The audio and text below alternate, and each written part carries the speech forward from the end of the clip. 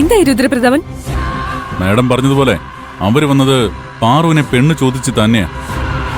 അല്ല, ആ വാർഡൻ എന്തിനാ ഈ കാര്യത്തിൽ ഇടപെടുന്നേ?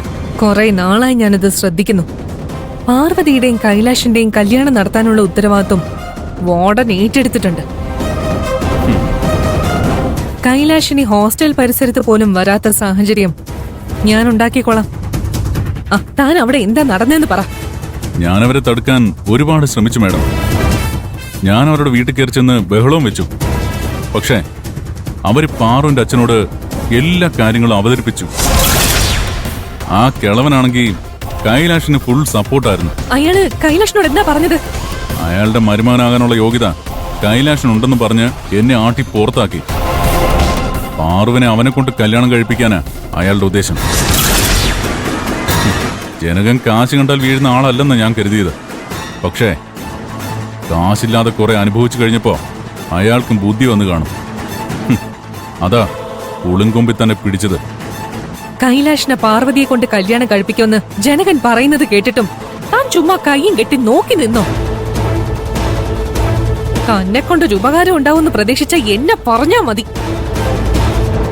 തന്റെ സ്വന്തം നാട്ടിൽ വെച്ച് ഇത്രയും ചെറിയൊരു കാര്യം പോലും തനിക്ക് ചെയ്യാൻ പറ്റില്ലെങ്കിൽ തനിക്ക് അവിടെ എന്ത് സ്വാധീനം ഉണ്ടെന്നാ പറയുന്നേ? തന്നെ ഒരു ചുക്കിനും ചുണ്ണാമ്പിനും കൊള്ളില്ലെന്ന് താൻ വീണ്ടും വീണ്ടും തെളിയിച്ചു.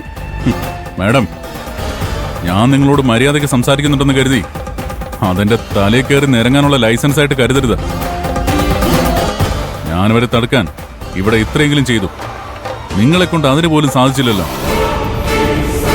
കൈലാഷും വാർഡനും കൂടി പാറുവിന്റെ അച്ഛനെ അമ്മയും കാണാൻ വന്നുവെന്ന് ഞാൻ പറഞ്ഞപ്പോഴല്ലേ നിങ്ങൾ അറിയുന്നത്. കൈലാഷ് ഇത്രയൊക്കെ ചെയ്ത് കൂട്ടുമ്പോ നിങ്ങൾ അവിടെ എന്ത് ചെയ്യായിരുന്നു? പാറുവും കൈലാഷും തമ്മിലുള്ള കല്യാണം നടക്കാതിരിക്കാൻ എന്ത് ചെയ്യണമെന്ന് എനിക്ക് നന്നായിട്ട് അറിയാം. മാഡത്തിന് കൈലാഷിനോട് സ്നേഹമുണ്ടെങ്കിൽ അവനെ തടുത്തോ. പാറുവിനെ നഷ്ടപ്പെടാതിരിക്കാൻ ഇനി കൈലാഷിനെ തീർക്കേണ്ടി വന്നാ അതും ചെയ്യും ഞാൻ. Hello രുദ്രപ്രതാപൻ, hello.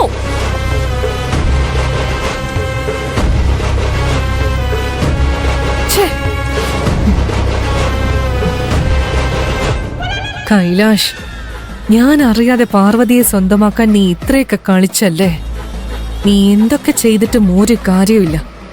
നിന്നെ സ്വന്തമാക്കാൻ പോകുന്നത് ഞാനായിരിക്കും. പാർവതിക്കെന്നല്ല, ആർക്കും ഞാൻ നിന്നെ വിട്ടു കൊടുക്കില്ല കൈലാഷ്. എടാ ഉണ്ണി, എന്താ മുതലാളി? ഇന്ന് ജനകന്റെ നാക്കിന് കുറെ നീളം കൂടിയല്ലടാ. പിന്നെ ഇല്ലേ മുതലാളി, എന്ത് ധൈര്യത്തിലാ അയാൾ അപമാനിച്ചത്? കാശുകാരനായ ഒരു മരുമോൻ വരാൻ പോകുന്നതിന്റെ അഹങ്കാരം കാണിച്ചത് അയാള്. മുതലാളി കാശുകാരനാണെങ്കിലും കൈലാഷിനെ വെച്ച് നോക്കുമ്പം ഒന്നുമല്ല. അയ്യോ,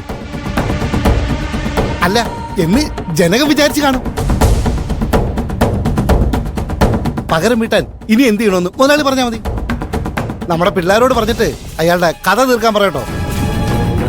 ഏയ്, അയാളെ കൊല്ലുന്നത് അത്ര ബുദ്ധിമുട്ടുള്ള കാര്യമാണോ?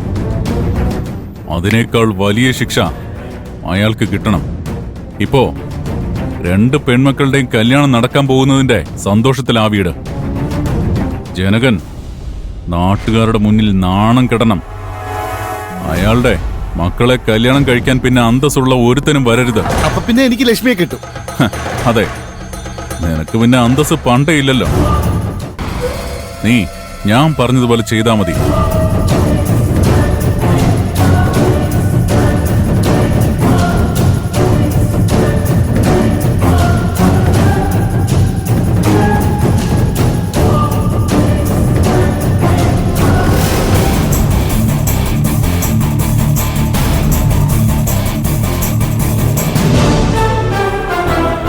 കൊള്ളാം മുതലാളി, ഇതോടെ ജനകന്റെ അഹങ്കാരം അങ്ങ് തീരും.